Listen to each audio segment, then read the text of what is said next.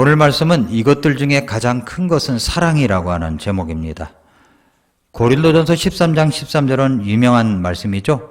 그런즉 이제 믿음, 소망, 사랑 이 셋은 항상 있으나 이것들 중에 가장 큰 것은 사랑이라. 믿음, 소망, 사랑은 영원한 겁니다. 항상 있지만 이것들 중에 하나만 들라면, 하나만 제일 큰 것을 들라면 바로 사랑이다 라고 하는 겁니다. 이 말씀은 얼마나 많은 사람들에게 빛을 주고 희망을 주고 얼마나 많은 사람들에게 큰 용기와 위로와 힘을 주고 있는 말씀인지 이 말씀만 들어도 너무나 감사한 축복의 말씀입니다. 우리 인생을 사는 동안 이 말씀만 가지고도 충분한 생활을 할 수 있을 정도로 이 말씀은 강력한 하나님의 메시지를 담고 있는 말씀입니다. 자, 첫 번째는 지난 주 수요일 날 말씀을 드렸죠. 첫 번째로는 믿음, 소망, 사랑 가운데서 믿음이 있어야 된다고 그랬죠. 믿음은 두 가지로 나눌 수 있다고 그랬죠. 하나는 구원 얻는 믿음, 또 하나는 생활 속의 믿음입니다. 로마서 1장부터 11장까지는 어떻게 구원을 얻는가 하는 믿음에 대해서 말씀하고 있다면 로마서 12장부터는 구원 얻은 사람이 어떻게 생활해야 하는가를 이야기하고 있습니다.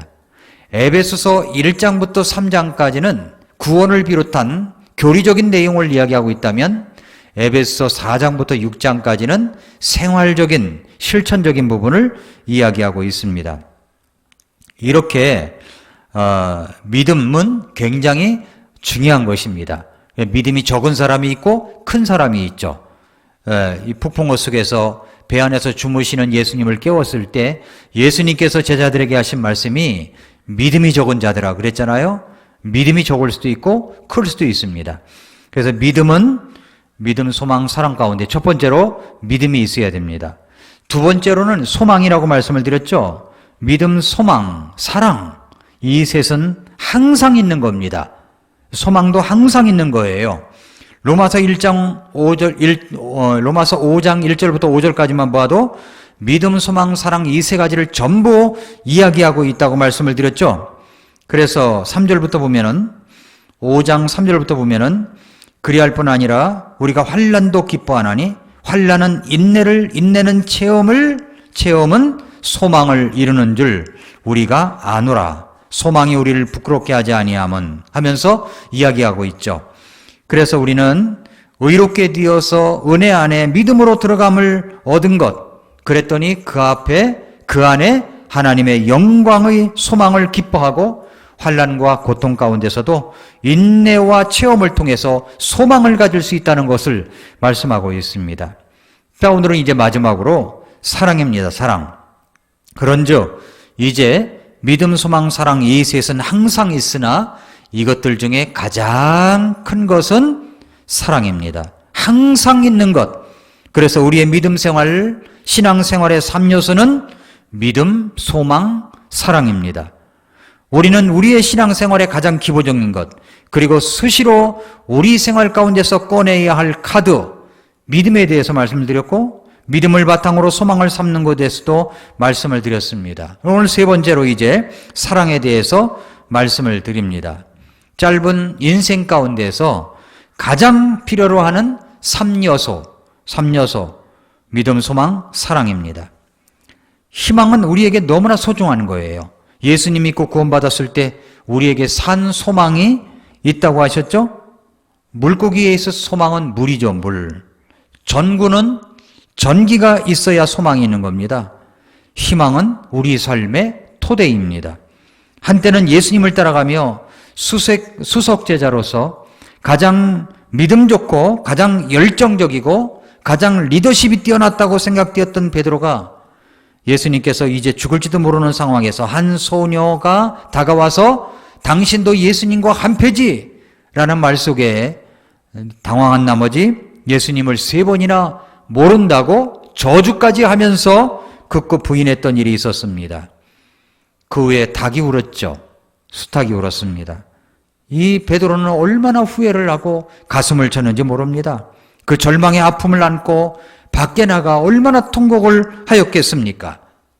나중에 이제 예수님께서 부활을 하셨는데도 불구하고 그는 아직도 절망 속에서 깨어나지 못하고 몇몇 예수님의 제자들과 함께 디베리아 바다에서 고기를 잡고 있었을 때 전직 어부라고 여기기에는 무색할 정도로 한 마리도 잡지 못했습니다.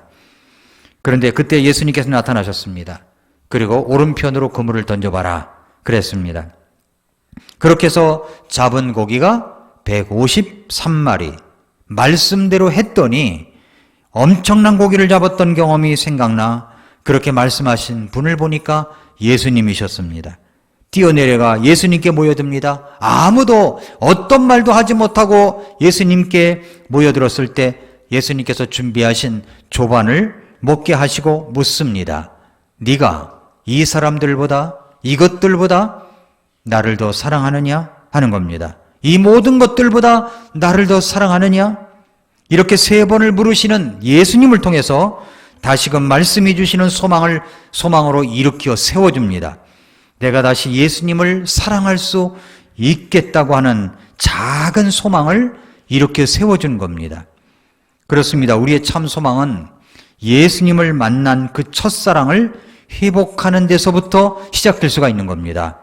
그래서 오늘 본문은 그런 적 이제 믿음, 소망, 사랑 이 셋은 항상 있지만 이것들 중에 가장 큰 것이 사랑이라고 한 것입니다. 그러므로 우리가 이 사랑이 정말로 위대하고 좋은 것입니다. 자, 그러면 우리가 이 사랑의 위대성을 이야기하는 이유가 무엇일까요? 첫째로 사랑이 없이는 믿음이나 소망은 아무것도 아니기 때문에 그렇습니다. 사랑이 없이 여러분 믿음이 가능할 수 있을까요? 사랑이 없이 소망이 견고할 수가 있습니까? 내가 산을 옮길 만한 믿음이 있다고 하더라도 사랑이 없으면 아무것도 아니라고 그랬죠. 사랑이 없는 소망은 감상에 지나지 않습니다. 사랑이 있기 때문에 다시 일어날 수 있는 소망이 있는 것입니다. 두 번째로 믿음이나 소망은 무엇을 얻기 위한 방편이지만 사랑은 그 자체가 목적이기 때문에 그렇습니다. 그래서 사랑이 위대한 거예요. 이 말이 무슨 말이냐면 사랑은 사랑하기 위해서 사랑할 따름이라는 말입니다. 아가페 사랑이라고 하는 것은 받을 기대가 없이 다만 주고자 하는 거예요. 주고자 하는 거. 거저 주는 겁니다. 받을 생각하고 주는 것은 진정한 아가페 사랑이 아닙니다. 세 번째로 믿음이나 소망은 자주 나의 차원에서 설명되는 것들입니다. 그런데 사랑이라고 하는 것은 철저하게 이타적인 거예요. 사랑이 시작되는 순간 나 중심을 벗어나서 상대방 중심으로 바뀌는 겁니다. 그 사랑의 대상의 포로처럼 행동하게 되는 거죠. 사랑이 그래서 위대한 겁니다. 네 번째로 사랑은 하나님의 본질이기 때문에 위대한 겁니다. 하나님은 사랑이십니다. 하나님은 믿음이시라는 말은 없습니다. 하나님은 소망이시다라는 말이 없어요. 하나님은 믿으신다. 하나님은 소망하신다는 말은 좀 이상하게 들리잖아요. 그러나 하나님은 사랑하신다. 이 말은 감격적으로 들립니다. 믿음은 우리를 영적으로 생명으로 이제 탄생케 하는 일을 합니다. 소망은 믿음을 연결한 저 너머의 영원함을 그리워하게 합니다. 그러나 사랑은 하나님의 생명 그 자체입니다. 왜 믿음과 소망보다 사랑이 더 위대하죠? 그것은 사랑은 하나님의 궁극적인 목표이기 때문에 그렇습니다. C.S. 루이스라고 하는 학자가 이런 말을 했어요. 우리는 에로스에 의해서 태어나고 스톨게에 의해서 양육되고 필로스에 의해서 성숙되고 아가페의 사랑으로 완성된다. 이런 얘기를 했어요. 그러니까 우리는 사랑함으로 태어났고 사랑하기 위해서 살아가고 있는 겁니다. 실로 우리는 사랑하고 있는 만큼만 살아있다고 볼 수가 있습니다. 사랑이 살아있는 한 우리는 삶의 이유를 갖습니다. 사랑이 죽을 때 우리는 이미 죽은 거예요. 그래서 인간적인 사랑이 뭡니까? 에로스, 필리아, 스톨게죠. 모든 것을 거는 생애는 이런 것들은 이런 것에 우리의 생애를 거는 것은요. 이것은 퇴색되고 만다는 거예요. 하나님의 사랑 안에서만 우리는 영원한 사랑을 말할 수가 있는 겁니다. 머지않아 이제 우리의 시력은 어두워져 갈 것입니다. 우리의 청각도 이제 희미해져 갈 것입니다. 우리의 체온도 차가워져 갈 것입니다. 그러나 그때에도 우리의 사랑은 계속할 수가 있는 거예요. 계속할 수 있어요. 자, 그러면 이제 어떻게 우리는 이 사랑을 소유할 수 있습니까? 어떻게 소유할 수가 있죠? 첫째로 그 사랑의 주님을 영접한 적이 있어야 합니다. 하나님은 사랑이십니다. 그 사랑을 나타내셔서 이 땅에 오신 분이 바로 예수 그리스도이십니다. 그 예수님을 사랑의 선물로 우리에게 주신 거예요. 그 예수님을 믿음으로 구주와 주님으로 영접하면 우리는 그 사랑의 하나님의 자녀가 됩니다. 그래서 요한일서 3장 1절은 이렇게 말했죠. 보라, 아버지께서 어떠한 사랑을 우리에게 베푸사 우리가 하나님의 아들들이라 불리게 하셨는가. 그런즉 세상이 우리를 알지 못함은 세상이 그분을 알지 못하였기 때문이라 라고 했습니다. 우리 아이들도 태어나는 거 보면은요, 어쩜 그렇게 아빠를 닮고 어쩜 그렇게 엄마를 닮습니까? 그죠? 그 태어났을 때 꼭 아빠를 닮지 않고 엄마를 닮았으면 좋겠다. 그러면 꼭 아빠를 닮고, 이제 아빠를 닮았으면 좋겠다. 그러면 또 엄마를 닮고 그런 모습을 보죠. 그래서 엄마의 아름다운 모습, 아빠의 멋진 모습이 합해져 가지고 태어나는 아이들은 아주 정말로 희귀한 아이들이라고 이제 생각이 됩니다. 근데 우리는 하나님의 자녀로 태어났죠? 그러면 하나님은 사랑이신 거예요. 누굴 닮았어요, 우리는? 하나님을 닮아야 되는 겁니다. 닮았다고 하는 게 뭘 보면 알 수 있어요? 사랑하는 거 보면 알 수 있는 거예요. 사랑하는 것, 섬기는 것, 베푸는 것. 이걸 보면 아유, 꼭 예수님 같아. 하나님의 사랑이 듬뿍 있는 것 같아. 이렇게 말할 수가 있는 거죠. 그래서 사랑의 주님을 영접했기 때문에 우리 안에 사랑할 수 있는 능력도 주어진 것입니다. 두 번째로 그 하나님의 사랑이 풍성해지도록 기도해야 합니다. 바울 사도는 빌립보 성도들을 위해서 기도할 때 빌립보서 1장 9절에서 이렇게 기도를 했습니다. 내가 이것을 기도하노니 곧 너희의 사랑이 지식과 모든 판단에서 여전히 더욱더 풍성해지고 그랬어요. 뭐가 풍성해지기를 기도해요? 사랑이 풍성해지기를 기도했습니다. 그러므로 우리도 마찬가지예요. 우리도 하나님 앞에 기도할 때 하나님, 내게 하나님의 사랑이 더 풍성해지기를 원합니다. 도와주세요. 라고 기도할 필요가 있습니다. 사랑은요, 계속 자라나는 거예요. 사랑은 자라나 성숙해져 가는 것입니다.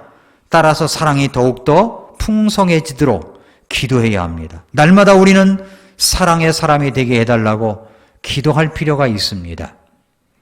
풍성한 사랑을 갖도록 기도해야 합니다. 세 번째로, 기도한 것은 주신 줄로 믿어야 합니다.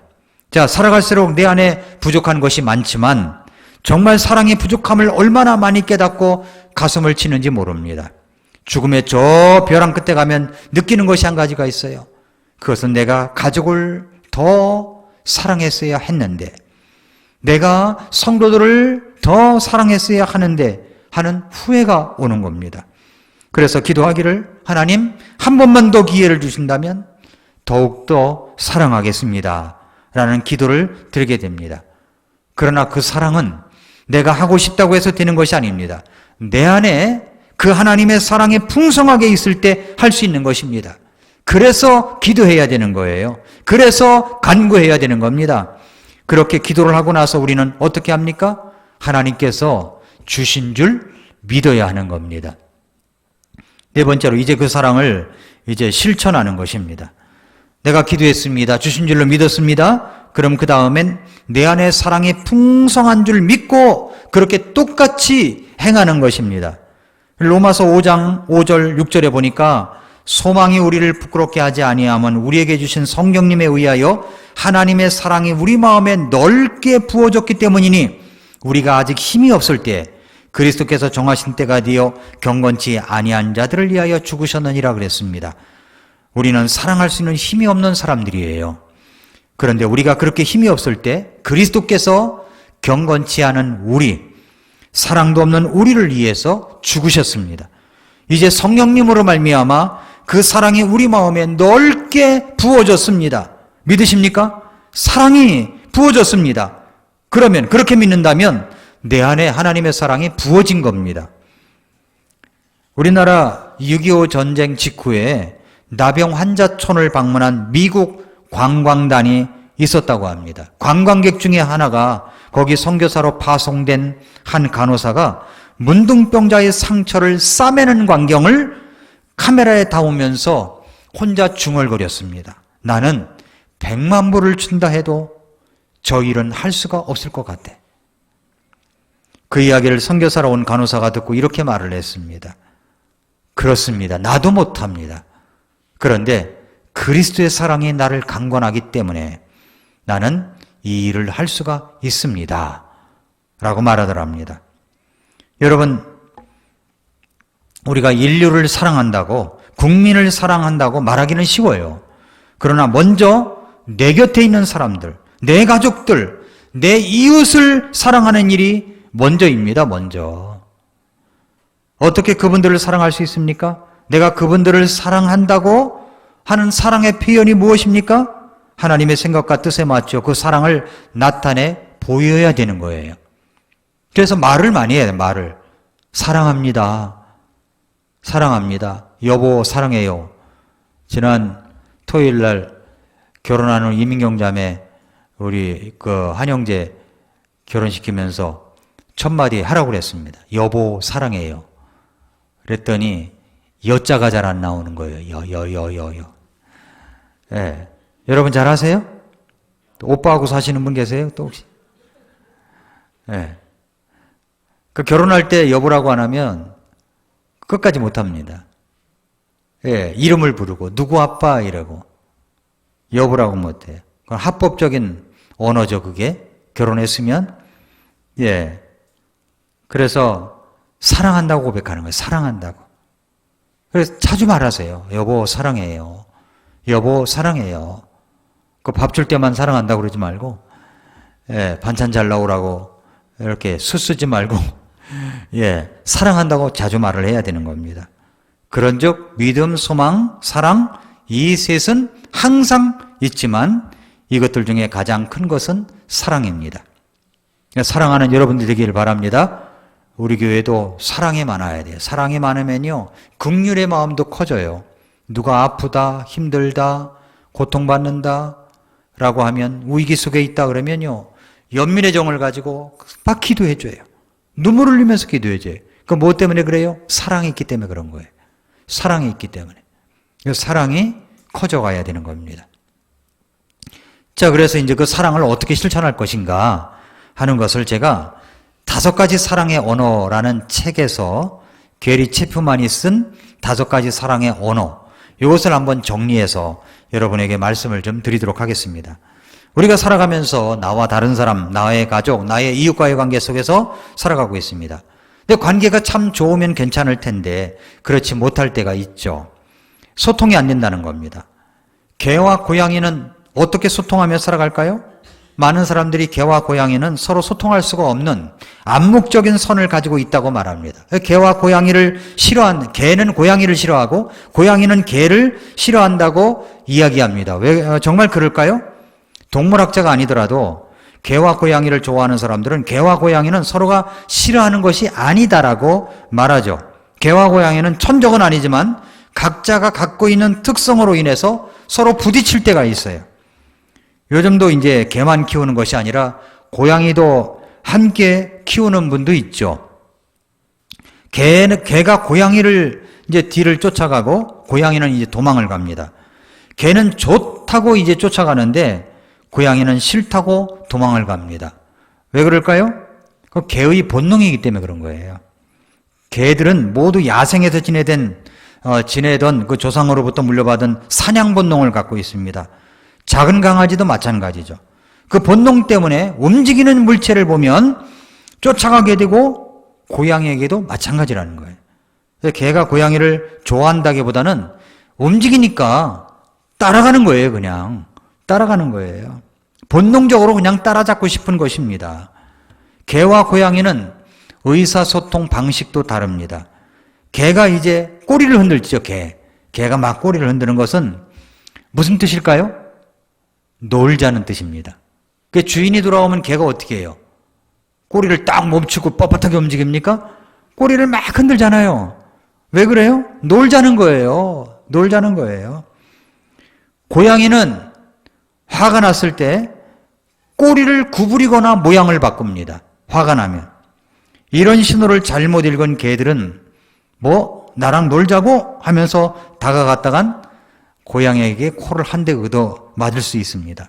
그러니까 고양이는 개가 반복해서 자기 기분에 상관없이 자신에게 다가오는 모습을 보면서 개를 그냥 불편한 놈이라고 생각할 수가 있습니다. 그렇다면 개와 고양이는 이렇게 어떻게 서로 조화롭게 살아갈 수 있을까요? 서로 친해질 수가 있을까요? 먼저 어렸을 때부터 함께 지내면 서로 친해지게 될 가능성이 높다고 합니다. 또 하나는 주인, 보호자의 중재도 주인이 개와 고양이가 친해지게 할 수 있다는 거예요. 개가 고양이를 쫓아가면 주인이 멈춰! 앉아! 라고 하면 조절을 할 수 있게 되는 거죠. 개와 고양이 소통을 위해서 이제 주인이 중재자, 보호자가 있으면 친해질 수 있다는 겁니다. 가능해진다는 거예요. 사람과 사람 사이의 소통도 똑같습니다. 세상은 다 나 같지 않은 사람들이 전부예요. 나 같지 않아요. 그래서 왜 그렇게 행동하는지 도무지 이해할 수가 없다고 말합니다. 나 같으면 저렇게 안 할 텐데 왜 저렇게 하는지 모르겠다고 말합니다. 나는 열심히 한다고 하는데 왜 내 아내는, 내 남편은 그렇게 나를 이해해 주지 않는 것인지 모르겠다고 그렇게 생각합니다. 아들이랑은 잘 통하는 아빠가 되고 싶은데 딸 아이의 마음을 잘 이해해 주는 엄마가 되고 싶은데 왜 그렇게 잘 안 되는지 모르겠다고 그렇게 말을 합니다. 자, 이런 생각들을 한번 해보셨습니까? 잘 안 통한다는 거예요. 예, 다 나 같지 않습니다. 다 나 같아야 되는 줄 아는 거예요. 나 같아야 되는 줄 아는 거예요. 그런데 관계에 있어서 가장 중요한 것 중 하나가 뭐냐면 바로 소통이에요. 소통. 의사소통. 커뮤니케이션이라고 하죠. 이 커뮤니케이션이라는 말은 의사소통이라는 뜻은 상호 공통점을 나누어 갖는다는 라틴어 커뮤니스에서 유래된 단어입니다. 그러니까 두 사람 또는 그 이상의 사람들 사이에서 일어나는 의사의 전달과 상호 교류가 이루어진다는 뜻이고 어떤 개인 또는 집단에 대해서 정보, 사상, 의견 등을 전달하고 받아들이는 과정을 의미하는 겁니다. 커뮤니케이션이. 그렇게 의사소통하는 방식을 게리 체프먼 박사는 그의 책 5가지 사랑 언어에서 사랑의 언어라고 말하는 거예요. 사랑의 언어. 이 책은 너무나 유명한 책이라 한 번쯤은 다 읽어봤을 것입니다. 예, 아직 읽어보지 못한 분들은 꼭 한번 읽어보시기 바랍니다. 읽어봤다고 하더라도 또 한번 읽어보시기 바랍니다. 이 책을 저는 한 10번 이상 본 것 같아요. 그래서 사랑의 언어에 대해서 의식하지 못하고 살아갈 때가 있는 거예요. 엄마는 왜 내 마음을 이해하지 못할까? 저 자식은 왜 엄마 마음을 이해하지 못할까? 이렇게 서로 이제 의견이, 생각이 엇갈리는 거죠. 부부 사이도 마찬가지고요. 게리 제프먼 박사는 인간관계 상담가로서 수십 년간 인간관계와 부부관계를 연구한 학자입니다. 내가 사랑하는 사람이 있습니다. 그런데 그 사랑하는 사람에게 사랑을 표현하는데 우리는 거의 어떻게 표현하냐면 내 방식으로 표현을 한다는 거예요. 내 방식으로. 그러나 그 사랑의 표현을 받는 사람은 내가 표현하는 방식으로 그대로 받아들이고 있는가와는 별개의 문제라는 거예요. 그래서 사랑의 언어가 다르기 때문인 것입니다. 사랑하지만 언어가 다른 거예요. 언어가.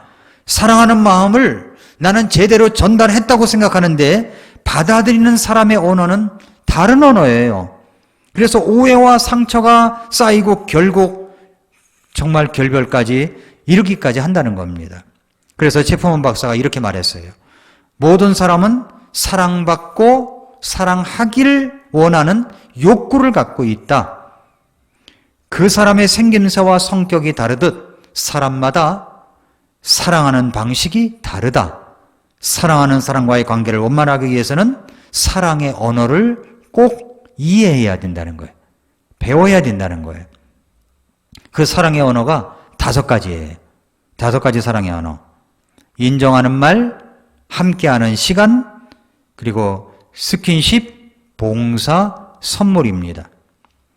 누구나 이 5가지 사랑의 언어 중에서 더 중요하게 생각하는 제1의 사랑의 언어가 있어요. 나는 이것을 더 소중하게 생각해라고요. 더 중요하게 생각하는 언어가 있고 덜 중요하게 생각하는 언어가 있습니다. 인정하는 말, 함께하는 시간, 또 스킨십, 봉사, 선물. 여러분의 사랑의 언어는 무엇입니까? 무엇이죠? 같이 한번 생각해 볼까요? 첫째, 인정하는 말입니다.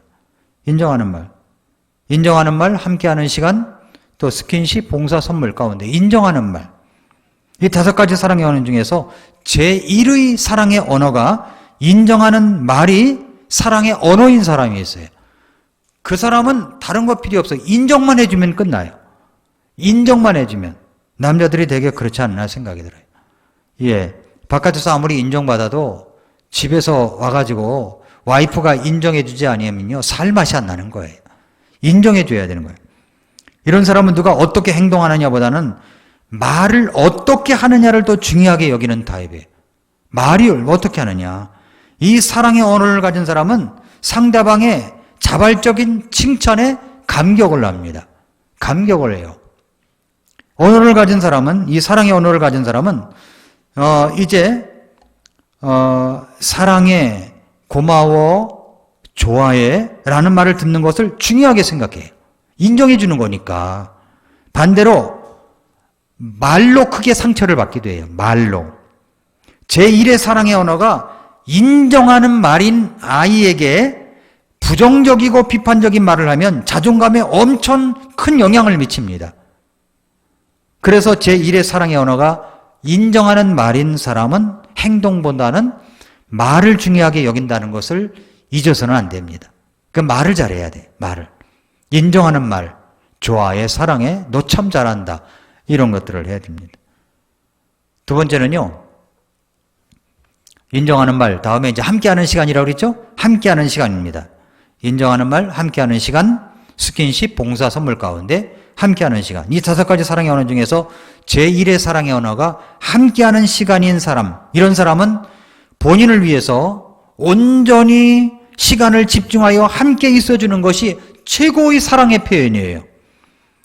자녀들 가운데도 함께하는 시간이 주는 것이, 함께하는 시간이 주는 것이 최고의 사랑의 표현입니다.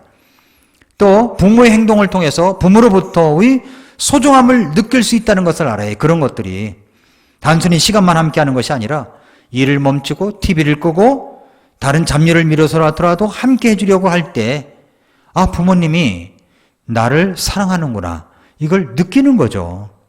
대화하면서 멀티플레이를 하는 사람이 있죠. 대화하면서 폰을 보는 사람이 있고 핸드폰을 보는 사람이 있고 대화하면서 그런 사람이 있더라고요. 아주 오래전에 석촌호수 옆에 어느 카페를 갔더니 스타벅스였던 것 같은데 카페를 갔더니 그 젊은 청년 아가씨들이 모여가지고 이야기는 안 하고 카톡으로만 주고받고 하더라고요. 바로 앞에 있는데 말을 안 해. 그래서 뭐 먹을까? 말을 이걸 주고받는 거예요.